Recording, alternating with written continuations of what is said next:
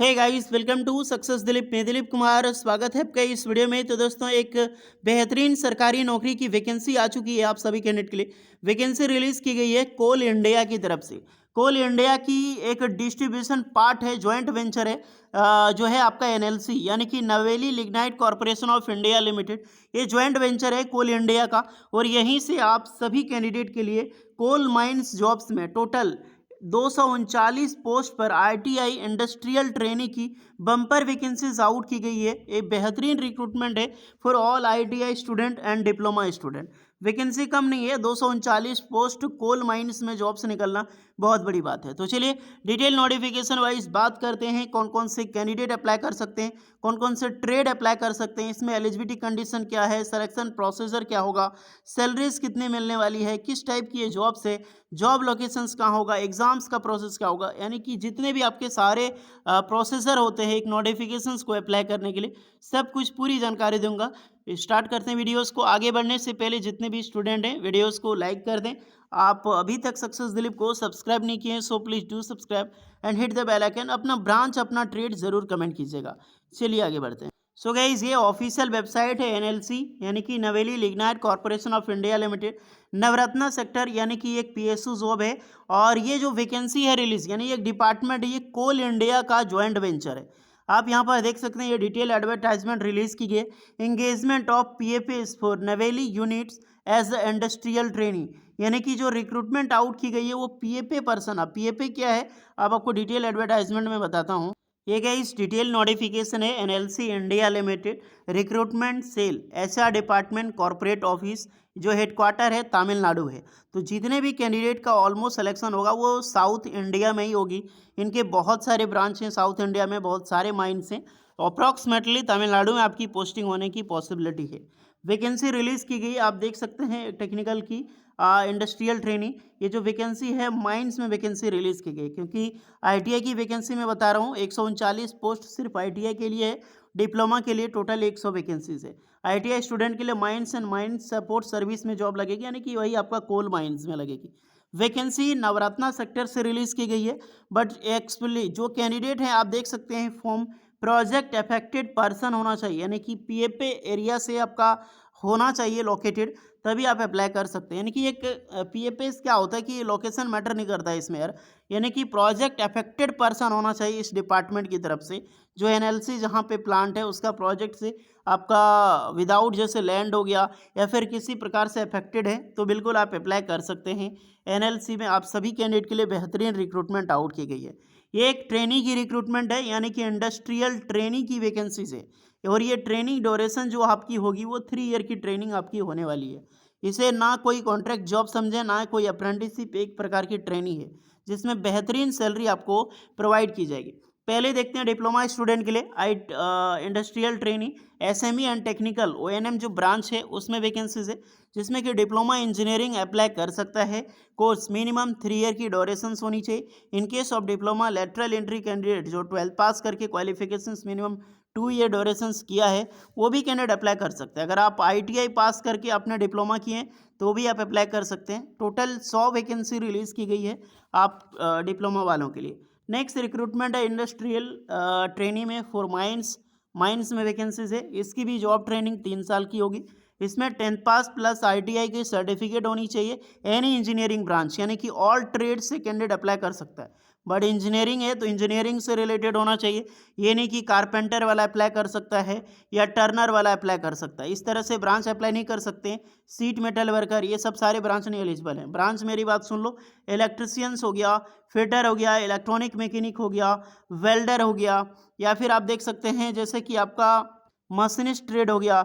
इस तरह से कुछ ब्रांच हैं जो कि बिल्कुल आप वहाँ पर अप्लाई कर सकते हैं और एलिजिबल है। जो सर्वेयर है, माइनिंग सर्वेयर, वो भी कैंडिडेट यहाँ पर एलिजिबल है, क्योंकि आप सबके लिए बेहतरीन अपॉर्चुनिटी है। अब ये नहीं कि सारे ब्रांच एलिजिबल है। नेक्स्ट देख लो, 139 पोस्ट पर रिक्रूटमेंट आउट की गई आईटीआई स्टूडेंट के लिए। अदरवाइज आपने अप्रेंटिसशिप कर रखी है डायरेक्टली 10th पास करके, तो आप भी अप्लाई कर सकते हैं। यानी कि अप्रेंटिसशिप भी एलिजिबल है और आईटीआई कैंडिडेट वो भी अप्लाई कर सकता है। एज देखो, जनरल की एज है 18 साल से लेकर 37 साल, ओबीसी वालों के लिए 40 साल, एसटीसी वालों के 42 साल, इन्हें सभी को एज रिलैक्सेशन मिलेगी।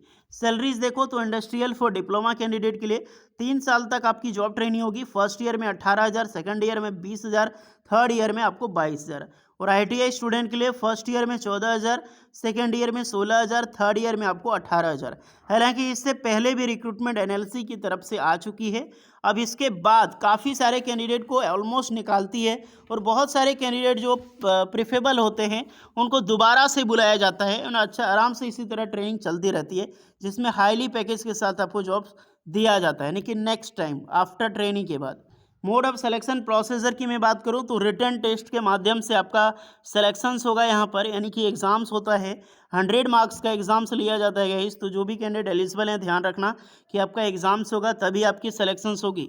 तो ये कोई अप्रेंटिसशिप या कॉन्ट्रैक्ट जॉब आप समझ के मत बैठना, बहुत अच्छी खासी रिक्रूटमेंट है। स्पेशली वैकेंसीज आती है आफ्टर ट्रेनिंग एनएलसीज में, ध्यान रखना, जिसमें एक्सपीरियंस रिक्वायर्ड होता है, जो परमानेंट जॉब्स के लिए होता है। तो आप यहाँ पे जाओगे और कोल इंडिया में जाओगे तो कहीं ऐसा नहीं कि आपको सभी को यहाँ पर आउट कर दिया जाएगा।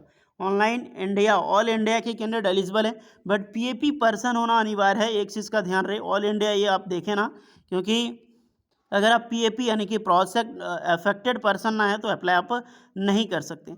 कौन कौन से डॉक्यूमेंट्स लगने वाले हैं वो देख सकते हैं। इसकी जो फॉर्म है ऑनलाइन रजिस्ट्रेशन 20 मार्च 2024 से स्टार्ट है और लास्ट डेट है 19 अप्रैल 2024, यानी कि आपके पास पूरे 8 दिन बचे हुए हैं फॉर्म अप्लाई करने के लिए। ये है आपका प्रोजेक्ट अफेक्टेड पर्सन सर्टिफिकेट। ये सर्टिफिकेट आपको क्रिएट करना पड़ेगा, बनवाना पड़ेगा, जो भी कैंडिडेट अप्लाई कर रहे हैं फॉर्म को। ओके, फॉर्म में तभी आप एलिजिबल हो पाओगे। ये आपका प्रोजेक्ट अफेक्टेड पर्सन का जो सर्टिफिकेट है वो आपको फिल करना होगा। फिल करने के लिए आपको ये दिया गया है और ये सेंट्रल से बनती है। बनाने के बाद जो डिस्ट्रिक्ट है आपका, उसके बाद ही आप अप्लाई कर सकते हैं फॉर्म। कुछ परसेंटेज देख लो डिग्री वालों के लिए। जितने भी कैंडिडेट डिप्लोमा किए हुए हैं आपका ऑलमोस्ट 50% एजुकेशनल क्वालिफिकेशंस का सर्टिफिकेट होना चाहिए, चाहे आपने आईटीआई कर रखी हो या फिर डिप्लोमा। 10th में भी आपका कम से कम परसेंटेज आपका 50% रिक्वायर्ड है। अदरवाइज ST/SC कैंडिडेट है तो उसके लिए जो मार्क्स है वो मैटर नहीं करती है। अब यहाँ पे एलोकेशन जो आपको दिया गया है ट्रेनिंग स्लॉट्स ऑफ पीएपी, जिसमें कि मेंशन है 25% ऐसे कैंडिडेट होंगे जो respect awardee whole award been past before 1/2014 से पहले। उसके बाद है आपकी 2014 से 2022 के बीच में। देन तीसरा है आपका 1 जुलाई 2022 जो ऑनवर्ड है। उसके बाद है यहाँ आपका अवार्डीज, जैसे कि for land awardees past period 30 जून 1989, जो भी एलिजिबल है वो भी कैंडिडेट इसके लिए पर्सनल स्कीम यहाँ पर रखी गई है। तो पीएपी एलिजिबल यहाँ पर लिखा गया है कि 1 member from a family in eligible of training under the scheme even is 3 more than awardees in ये फैमिली, यानी कि इतना बड़ा जो प्लांट है नवेली लिग्नाइट का, उससे अफेक्टेड होना चाहिए, आपका घर होना चाहिए, लैंड करीब होना चाहिए, या फिर आपका घर में कोई ऐसा पर्सन जो इनके द्वारा अवॉर्डी है, अवार्ड्स मिला है। तो ये सारे बहुत सारे रीज़न होते हैं प्रोजेक्ट अफेक्टेड का। हालांकि हमारा जो BCCL धनबाद है, बोकारो स्टील प्लांट हो गया, ये सब में भी यही चलता है, बट ये सब का कुछ अलग है। आपका अवॉर्डीज हो गया जिस पर सन फाउडर कोई भी है तो वो भी अप्लाई कर सकता है। तो इसमें काफ़ी सारे रिस्ट्रिक्शंस है। तो जो भी पीएपी एरिया के कैंडिडेट एक बार इसको रीचेक कर लेना। नॉट फॉर अदर कैंडिडेट, यानी कि ऑल इंडिया के कैंडिडेट, ऐसा नहीं कि आम लड़का आम स्टूडेंट अप्लाई कर सकता है। इसमें रिस्ट्रिक्शंस है अप्लाई करने के लिए, क्योंकि मैं पहले बता चुका हूँ पीएपी एलिजिबल है। बिल्कुल इसी प्रकार आपका बोकारो स्टील प्लांट में हो रहा है। इसी के लिए आम वैकेंसी बोकारो स्टील प्लांट में नहीं निकलती है। खैर उसकी बात हम नेक्स्ट वीडियो में करेंगे बोकारो स्टील प्लांट वाली। सबसे पहले देख लो यही फॉर्म है गाइस। तो जो भी कैंडिडेट एलिजिबल है 20 मार्च से अप्लाई ऑनलाइन शुरू है, अप्लाई करना। कुछ डाउट है तो कमेंट करके बताइएगा। वीडियो इस पर लगी हो लाइक शेयर एंड सब्सक्राइब करें। मिलते हैं नेक्स्ट वीडियो में, तब तक के लिए जय हिंद।